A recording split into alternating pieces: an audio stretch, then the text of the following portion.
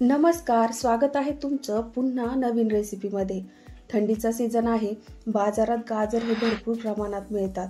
हेच गाजर वापरून आज आपण हलवा न बनवता स्वादिष्ट अशी गाजर बर्फी कशी बनवायची हे बघणार आहोत। खूप छान अप्रतिम अशी ही बर्फी तयार होते आणि चवीला अगदी भन्नाट लागते। याआधी आपण हलवा कसा बनवायचा हे बघितलंय, त्याची लिंक मी डिस्क्रिप्शन बॉक्समध्ये देणार आहे। तर चला आता या गाजर बर्फीच्या सुंदरशा रेसिपीला सुरुवात करूया।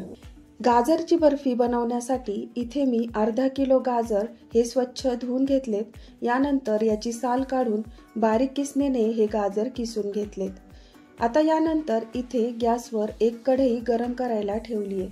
आता यामध्ये आपल्याला 1 चमचा साजूक तूप टाकून घ्यायचंय। तूप हे आता छान मेल्ट झालंय। आता यामध्ये बारीक किसून घेतलेला गाजराचा किस टाकून घ्यायचा आहे। आता मीडियम फ्लेमवर हा गाजराचा किस आपल्याला 3 ते 4 मिनिट चांगला तुपामध्ये परतून घ्यायचा आहे। गाजर किसून घेतलंय, त्यामुळे गाजरामध्ये बऱ्यापैकी मॉइश्चर हे रिलीज झालेलं आहे। त्यामुळे पूर्णपणे हे मॉइश्चर कमी होईपर्यंत आणि गाजराचा रंग हा थोडासा बदलेपर्यंत आपल्याला तुपामध्ये हा गाजराचा किस छान परतून घ्यायचा आहे। इथे आता 3 ते 4 मिनिट झालेत। गाजराचा किस हा चांगला परतला गेलाय आणि छान असा नारंगी कलरही त्याचा बदललाय। तर आता यातलं मॉइश्चरही पहिल्यापेक्षा कमी झालंय। चांगलं परतल्यामुळे तुम्ही बघू शकता गाजराचा किस इथे नरम झालाय। आता यामध्ये आपल्याला 1 वाटी साखर टाकायची। आता इथे साखरेचं प्रमाण तुम्ही आवडीनुसार कमी जास्त करू शकता किंवा साखरेऐवजी या ठिकाणी तुम्ही गूळ वापरला तरीही चालेल। तर आता ही साखर आपण टाकून घेतली। ही पूर्णपणे मेल्ट होईपर्यंत गाजरासोबत आपल्याला परतून घ्यायची। तर बघा, 1 ते 2 मिनिट चांगलं परतल्यानंतर साखर ही पूर्णपणे विरघळलेली आहे। आता हे साखरेचं पूर्णपणे पाणी झालंय आणि हे आता आपल्याला चांगलं मिक्स करून घ्यायचंय। आता यानंतर लगेचच यामध्ये आपल्याला अर्धा लिटर गरम करून घेतलेलं दूध टाकून घ्यायचं आहे। आता इथे अर्धा किलो आपण गाजर हे वापरलेले आहेत, यासाठी आपल्याला अर्धा लिटर दूध इथे वापरायचंय। दूध हे इथे आपल्याला गरम करूनच वापरायचं आहे, ही एक खास टीप लक्षात असू द्या। तर आता दूध टाकल्यानंतर हे आपल्याला पुन्हा एकदा मिक्स करून घ्यायचंय। गॅसची फ्लेम आता इथे लोच ठेवायची आणि 10 ते 12 मिनिट झाकण ठेवून दूध आटेपर्यंत हा किस आपल्याला दुधात शिजवून घ्यायचा। आता इथे मध्ये मध्ये 1-2दा झाकण काढून आपल्याला व्यवस्थित मिक्स करून चेक करत राहायचंय। तर बघा, आता दूध थोडंसं इथे आटलेलं आहे। आता मंद गॅसवर 12 ते 15 मिनिट झालेत। तुम्ही बघू शकता दूध हे पूर्णपणे आटलं गेलंय आणि गाजरही यात पूर्णपणे शिजलंय। तर आता यामध्ये आपल्याला पाव चमचा वेलची पावडर टाकून घ्यायची, ज्यामुळे बर्फीला अगदी छान असा फ्लेवर येतो। यानंतर इथे मी 10 ते 15 बदाम व 10 ते 15 काजू हे मिक्सरमध्ये फिरवून त्याची पावडर तयार करून घेतली। इथे आवडीचे आणखी ड्रायफ्रुट्स तुम्ही यात ॲड करू शकता। ही पावडर आता यामध्ये आपल्याला टाकून घ्यायची। यानंतर यात आपल्याला सुक्कं बारीक किसून घेतलेलं खोबरं टाकून घ्यायचंय।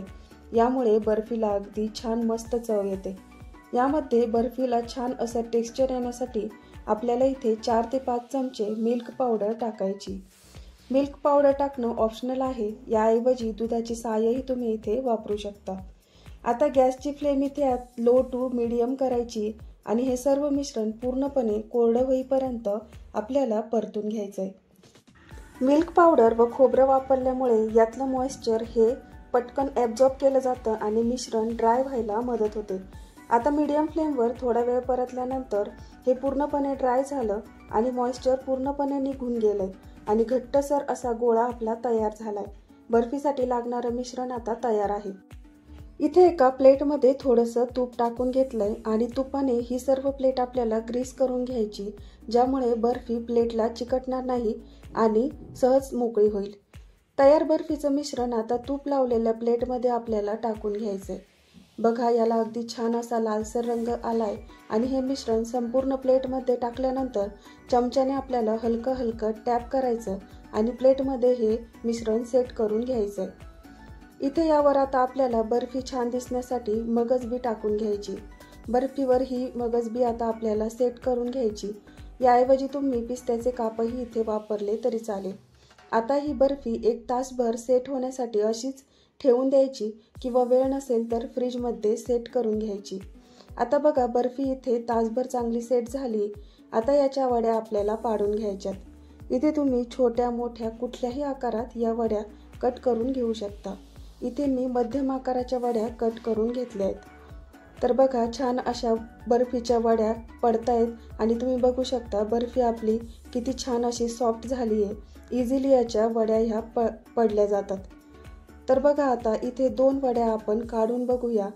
तर अगदी सहज या वड्या निघाल्यात, अजिबात प्लेटला कुठेही चिकटल्या नाहीत।